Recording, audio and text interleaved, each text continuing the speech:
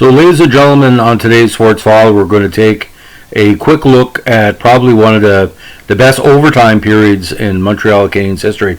This series is talking about the best NHL playoff performances in 20-minute spans in Montreal history. And of course, we're going to talk about the outstanding Game 4 of the 1977 Stanley Cup, where Montreal was forced into overtime and had to defeat Boston 2-1 on the road to sweep the Bruins and clinch that year's title.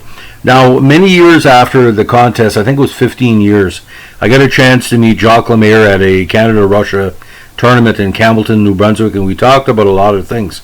And he broke it down for me. Now, a little breakdown of the contest.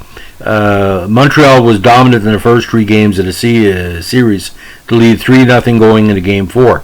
Now, Bobby Schmaltz had scored early to give Montreal a slight disadvantage, but he eventually decided to go on a more defensive standpoint, and eventually led to Jacques Lemaire scoring the tying goal in the second period, which led to probably some of the most intense minutes of that year's playoffs.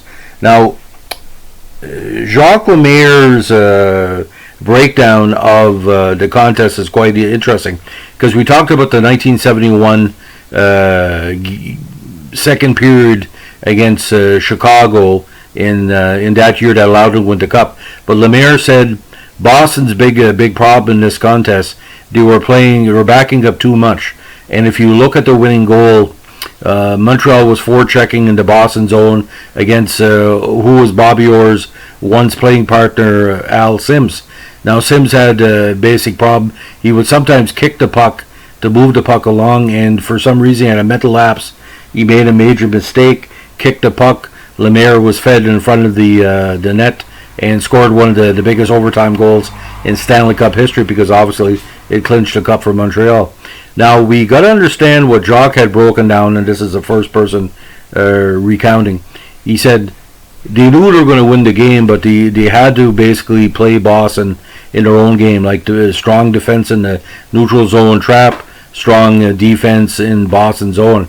But for a team like Montreal to be held to 2 goals with such a strong squad in 77, Lemaire said it was kind of weird, because I did expect to be a hero again, because 71 was a hero. And as we know, in 1979, Lemaire scored a big goal against the Rangers in that contest, where Montreal won Game 5 at home and to clinch the cup. So that's 3. And don't even talk about 1971, because Lemaire had a big goal against Boston in a 5-1 comeback in Game 2 of the quarterfinals.